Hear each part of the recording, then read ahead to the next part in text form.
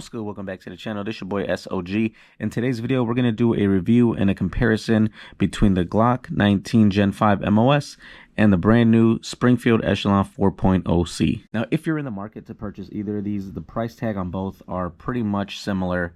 Coming in with the Glock, you got a price tag of about $620 for the MOS version, and for the Springfield Echelon, because it's new, you can see prices anywhere from $620 to $650 depending on where you're buying, where you live, that sort of thing. Now, in terms of dimensions, the Glock on the left hand side here has an overall height of 5.04 inches, and it's got an overall length of 7.28 inches. When we compare that to the Echelon 4.0 here, we have a total height of 5.13 inches, and we've got an overall length of 7.25 inches.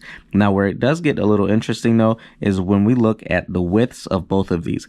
The Glock has a width of 1.34 inches and the Echelon has a width of 1.2 inches. Now, aside from the differences in the width, if we look at the weight, they're very, very similar. The Glock comes in at 23.81 ounces and the Echelon 4.0 comes in at an exact 24 ounces. Diving into the barrel length, the Glock has a barrel length of 4 inches and the Echelon has a barrel length of 4.02 inches. And here they are side by side with their recoil springs. Now, in terms of the magazine capacity and what comes with each gun in the box, the Echelon 4.0C comes with 2 magazines, one of 15-round mag and then another 15-round mag, but that one has a +3 extension, making it an 18-round magazine. And Glock, on the other hand, gives you 3 magazines, but they're all 15-round magazines. Now, having the +3 extension from Springfield, this is an OEM piece that comes with the gun. Obviously, you have an 18+1 configuration here. And on the other side, we have the Glock with a factory OEM +2. This does not come with your Glock when you buy one. This is just something I bought separately, but I wanted to show you guys what the difference looks like. Now, again, this is a +2, making this a 17+1 configuration.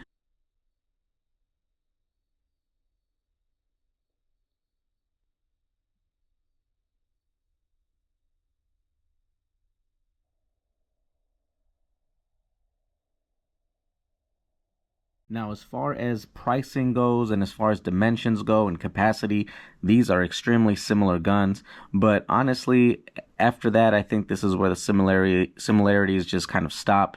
And we truly see the difference between what Springfield has done and what Glock has done. Now, this is not for me to say which is better between the two, because they're both great guns.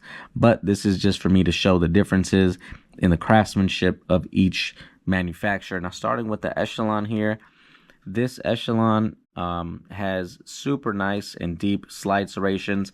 You got front serrations, rear serrations. I really like the way that they did like the contours and the dips and the cuts on the slide here, because it honestly feels like anywhere you grab a hold of, you have a good spot to really just rack the slide, and they make it very easy. The slide is nice and smooth. It's very buttery when you rack it. It just works. It functions very, very well. Now, while we're on the subject of the slide, it is optics ready, and the optic system on this gun is one of the best I've ever seen. It's just crazy. All the stuff they give you and include for you to be able to mount any type of optic on this gun without needing to use any adapter plates. Also, you have different sights that you can choose from. I particularly got the 3-dot sight, but they also give you the standard tritium up front with the U-notch outlined in the back.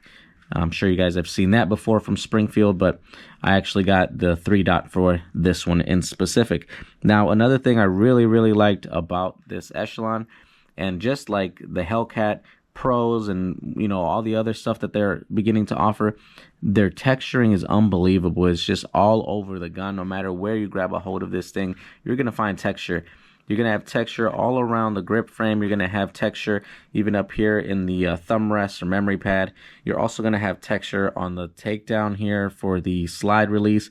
You're also going to have texture on the mag release, and there's texture back here for you as well. I don't know what you would need texturing back here, but you got it. You also have some texturing underneath the trigger guard, in front of the trigger guard here. I mean, it's just packed with just texture and grip stippling everywhere you look.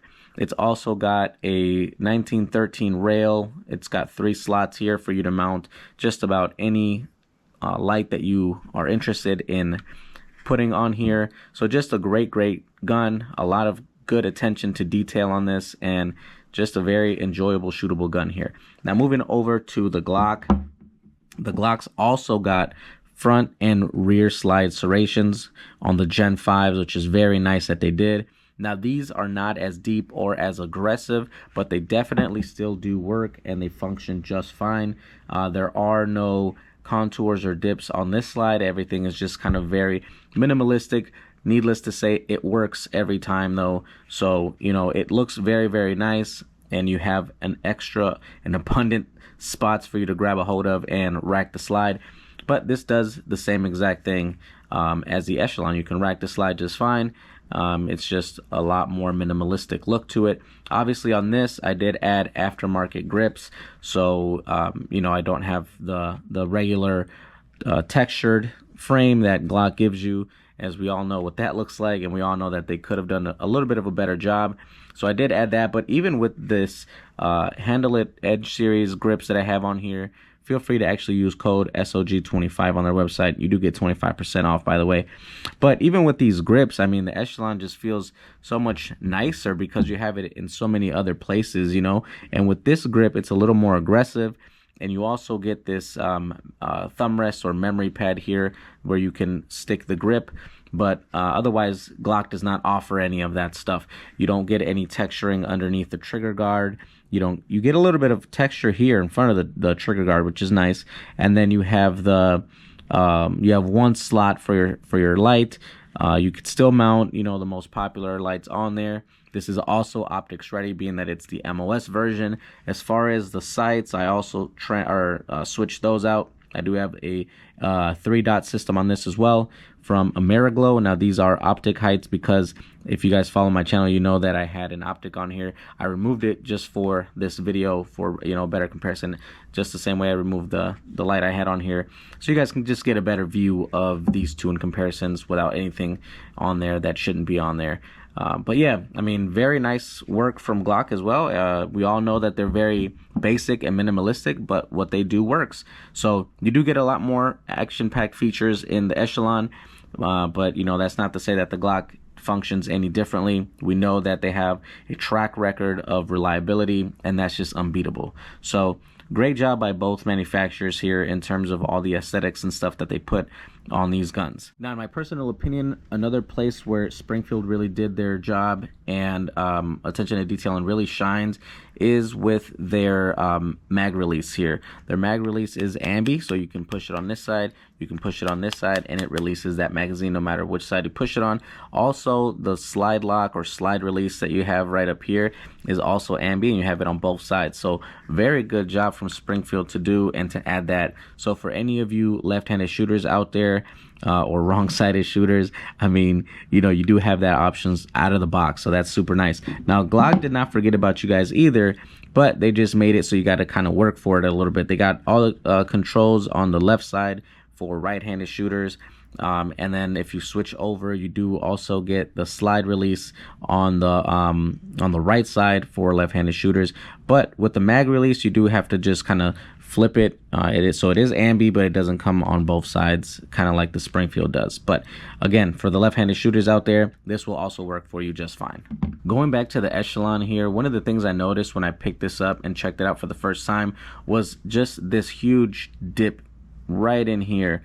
And the thing I really liked is that this makes it so nice so that when you go and grab that gun, it just does a perfect job of fitting just right there, where it feels like it almost just clings to your hand and doesn't go anywhere because of how deep this point is right here. So you feel like you have just such a good grip on the pistol, and it's just a really nice feeling gun.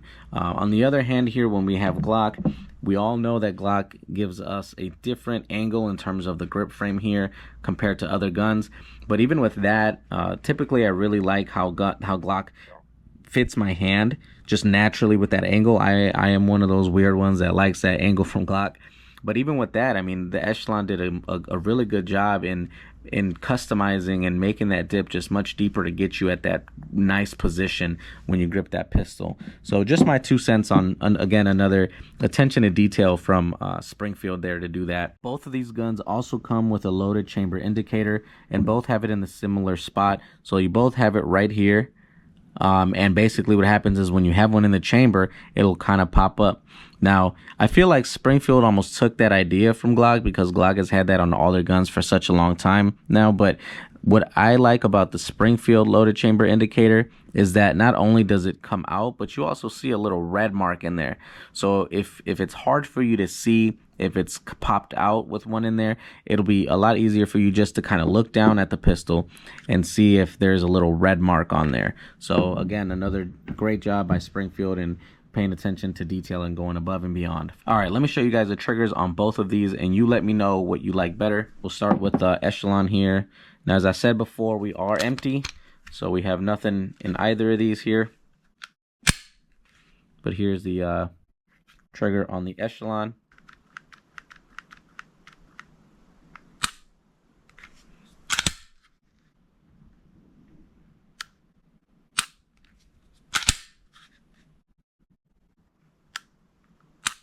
So very nice, smooth break, and just in general, just a really smooth trigger on the Echelon.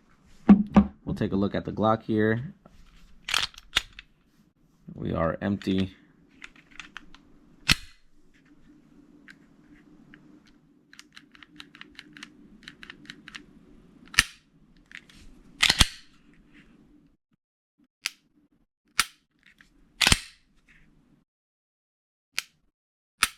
Now, I will say, I know that Glock gets a lot of hate for their triggers, but I actually don't mind the trigger on my 19. I actually do enjoy it, and I do like it a lot.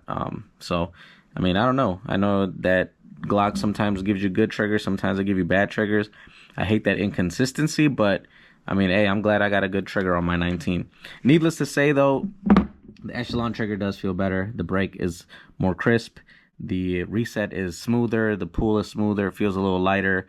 But again, both are great defensive pistols. Whether you want to carry them, keep them at home for home defense, whatever the case may be, both will serve you just fine. I like them both equally, but I'm sure you guys will let me know your opinions in the comments. Going on to what comes in the box with these. I know earlier I mentioned how many magazines they come with, but I want to show you guys how they come boxed in and what you get when you purchase these. With Glock, you do get a nice hard case, so we'll see what they give you in here. Now, obviously, you get the gun. You do get 3 magazines. I've only got the one in here because my other ones are somewhere else. But you do get 3 magazines. You get the back straps, as I said before. You get the MOS mounting plates. You get a locking cable. Just all in all, you know, a good, nice package that you get for the Glock 19. Let's take a look at the Springfield Echelon. Now, with the Springfield Echelon, you do get a cardboard box, which I'm not a fan of. But when you open it up and look inside, you do get a nice soft case bag, or whatever you want to call this, which is where the gun comes in. So obviously you get the gun, and then if we remove that, you also get the mounting plate, or not mounting plates, but the mounting, I don't even know what you call these. Oh, here we go. Mounting accessories for your optics. So you do get a bunch of screws and stuff, so you can fit whatever optics you want. You do get the little booklet, and then if we pop this open here, you're gonna have your magazines, your locking cable. You're gonna have your speed loader, which you also get a speed loader in the Glock. I forgot to show that. And then you get a another magazine extension here, which is nice. So you could have a 18 and a 15, or you could have 2 15s, or you could have 2 18s. So that's nice. And then you got your back straps here too. So nice package from Springfield as well. Both do a good job of giving you stuff that you need and stuff you can use. So now, with all that being said, I wanted to wrap this video up and just bring up if there has been any issues or problems plus shooting experience with both of these guns. Now, being that the Echelon is a brand new release, I haven't had any issues with it. I've ran it perfectly fine and haven't had any hiccups. So cross my fingers that, you know, nothing happens in the future. But if it has the same reliability record that the full-size Echelon has, I should have no problem. But now the Glock, it's a Glock, so no problems there. Never had an issue, not once. Everything I feed the Glock, it takes. I've never had any, failures to feed or anything like that. And I've ran plenty of rounds through this thing. This is my home defense, but, I do take it out pretty often, and I've never had not one problem. So good thumbs up on both of these as far as issues, problems, concerns. I don't have any of those so far for either of these. Both are solid options if you're looking to purchase. Now, as far as my shooting experience with both of these, shooting experience again has been great with both, given the fact that I haven't had any issues. I do enjoy shooting the Echelon a little bit better though. I'm not gonna lie. It just has more features that I enjoy. It makes it a little bit more pleasurable to shoot with, and you can also actually use this for competition, without having to upgrade anything. In my opinion, it would perform very well. It performs very well in terms of home defense because of the capacity, the size of the firearm in general. And what I really liked about the Echelon was that it's like we said before, it's similar in dimensions as the 19, but I like the thinness of this because it just makes it a little bit easier to conceal. Now I know the 19 is a very popular gun for a lot of people in the concealed carry world. I personally cannot find myself to carry this because it prints on me too much, but I'm excited that this is basically the same as the 19 but in a slimmer frame here.